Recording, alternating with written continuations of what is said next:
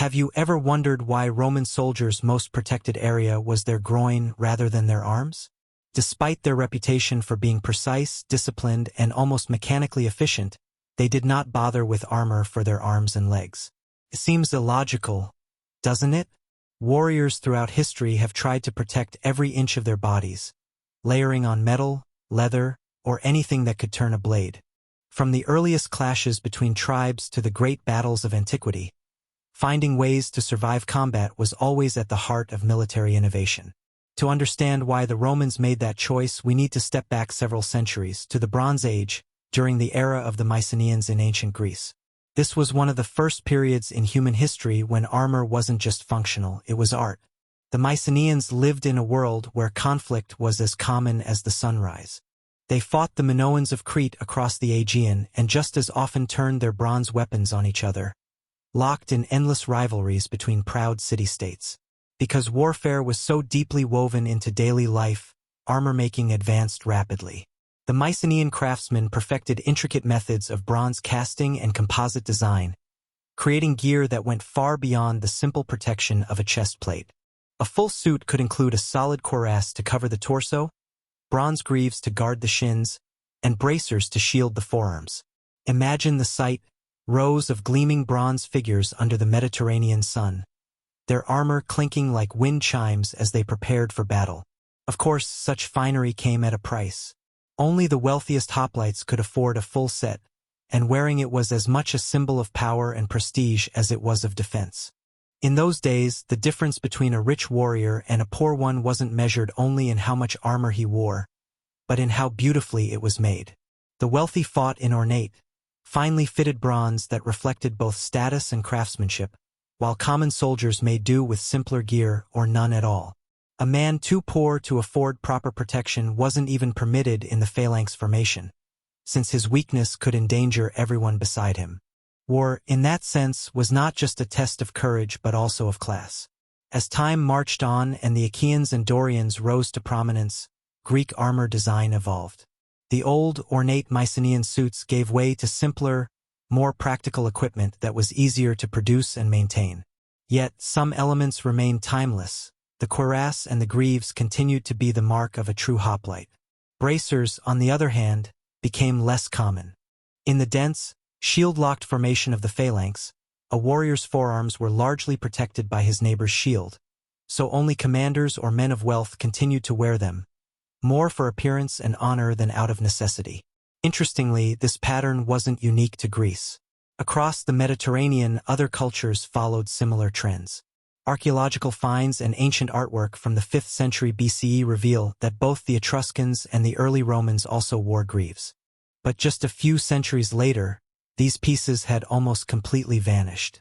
By the height of the Roman Empire, soldiers no longer encased their limbs in bronze or iron.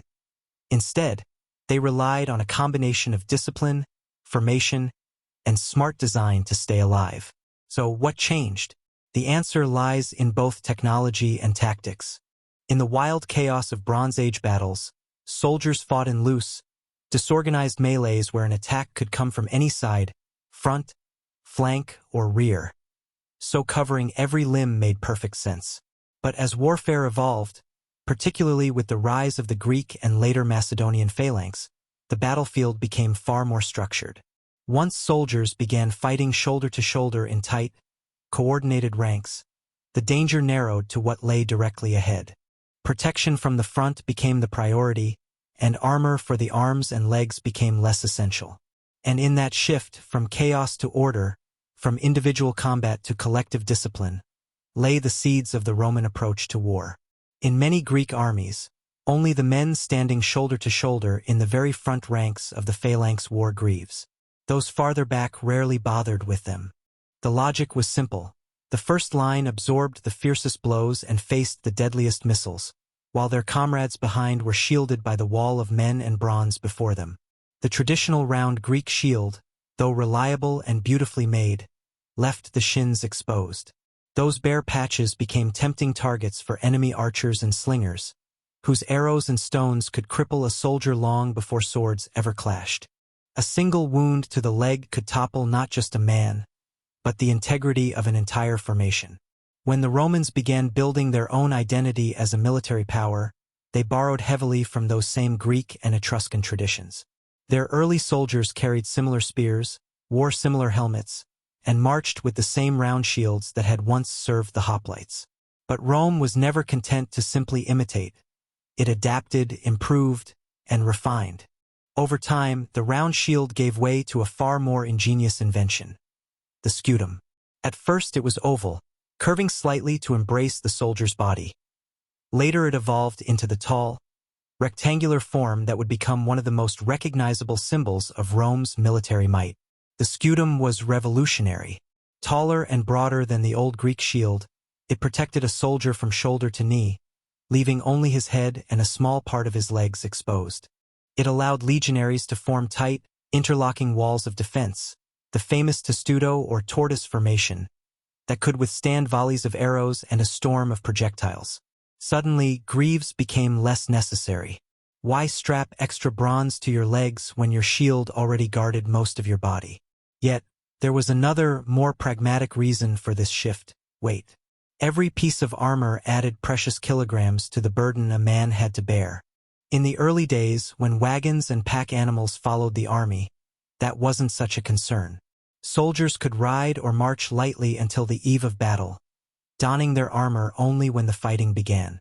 But in the late 2nd century BCE, the entire philosophy of Roman warfare changed. Enter Gaius Marius, the reformer who reshaped the Roman military from a loose coalition of citizen soldiers into a professional, mobile war machine. His Marian reforms stripped away the cumbersome baggage trains and made every legionary self-sufficient. Each man carried his own rations, tools, and weapons, earning the sardonic nickname Marius Mule. The Roman army became faster and leaner, capable of crossing mountains, deserts, and entire provinces without waiting for supply wagons. But that agility came at a cost: every soldier's back. And make no mistake, the load was brutal. The helmet alone weighed about 2 kilograms. The larica, whether made of chain mail or plates, added another 12. The massive scutum came in at around 10 kilograms, and the short gladius, the weapon that won Rome an empire, added 2 more with its scabbard. The belt system, which included a dagger, contributed roughly 3. And then came the pilum, the heavy javelin that could pierce shields, weighing nearly 2 kilograms on its own. When you added clothing, sandals, food, water, tools, and personal belongings, a legionary might easily haul between 35 and 40 kilograms on every march. Imagine that: endless columns of soldiers trudging through dust and heat, their armor creaking with every step, the rhythmic clang of metal echoing down the line. Day after day, mile after mile, they carried the weight of Rome itself on their shoulders. Under such conditions, shedding every unnecessary gram became a matter of survival. If an item didn't directly affect combat performance, it had to go. In that sense, greaves and bracers weren't just extra metal, they were wasted energy. Of course, not everyone in the Roman army traveled light. Officers and commanders often wore extra armor, decorative bracers on their forearms, polished greaves on their legs, not only for added protection, but as a visual statement. Their place in battle differed greatly from that of the rank-and-file legionary. Commanders didn't lock shields in the front lines. They moved behind and along the flanks, shouting orders, signaling maneuvers, and sometimes stepping into the fray when the situation demanded it. Even surrounded by loyal bodyguards, their visibility made them prime targets for enemy projectiles or opportunistic strikes. In their case, a little extra armor could mean the difference between victory and chaos. And, as with the Greeks before them, armor carried meaning beyond mere defense. For Roman officers, gleaming metal was a language of authority. The sight of a centurion's polished greaves and ornate helmet wasn't just inspiring. It was a reminder of order, hierarchy, and the unbreakable discipline that held the legion together.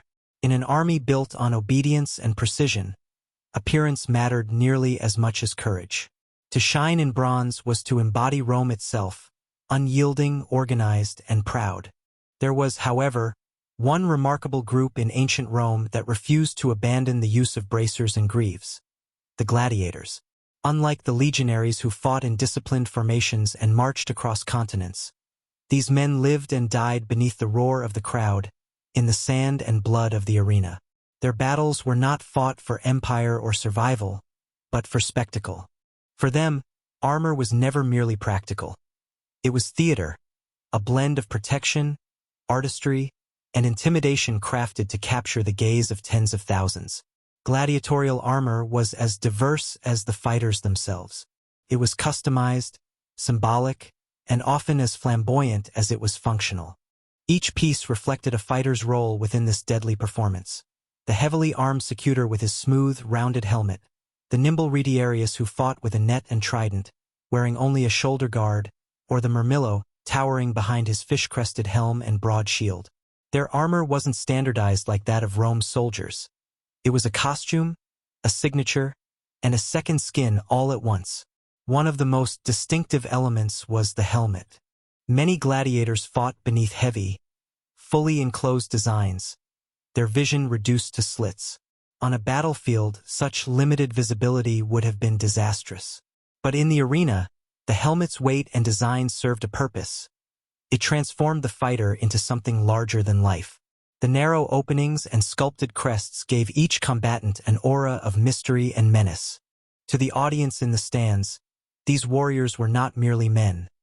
They were living symbols, avatars of courage, fury, and fate. For the gladiator, every limb mattered. A single mistake, a cut to the thigh, a strike to the arm, could end not just a match but a life. That's why limb protection, particularly bracers and greaves, was vital. These weren't optional adornments. They were shields for survival. The crowd might cheer for the spectacle of blood, but for the man in the sand, those polished bronze plates were the line between applause and oblivion. And yet, even here, armor was as much about impression as it was about safety. The glint of metal under the blazing sun, the rhythmic clash of weapons, the deliberate posing before a strike. All of it was part of the drama that made Roman games unforgettable. You can almost picture it. The thunder of feet on packed sand, the metallic hiss as blades meet shields, the audience rising in a single wave of noise. Dust, sweat, and sunlight mix in the air as two armored figures circle each other. Each movement a dance between life and death. In that world, every decision, how much to protect, how much to expose, was a gamble, a negotiation between glory and ruin. And that, perhaps, is where the story of Roman armor finds its poetic conclusion. On one side stood the legionary, streamlined for efficiency, stripped of excess weight in the name of discipline and endurance. On the other stood the gladiator, adorned in shining plates, every curve and line crafted to dazzle and defend. Both represented Rome in their own way, one as the engine of empire, the other as the mirror of its passions. So let me ask you, if you stood in their place, which would you choose? Would you cloak yourself in layers of metal, safe but slowed, trading freedom for defense? Or would you follow the legionary's path, swift, light, and always ready to move, trusting in skill and formation over heavy armor? Whichever answer you lean toward, it reminds us of a timeless truth. In every age, safety and speed, protection and freedom are forever in tension. The Romans chose mobility. The gladiators chose spectacle. Both choices reveal not just tactics but values, what each believed mattered most when life itself was on the line. So what about you? Where would you stand? If this glimpse into ancient warfare and spectacle sparked your curiosity, share your thoughts below. And if you enjoyed, don't forget to give this a like and subscribe for more journeys through the past.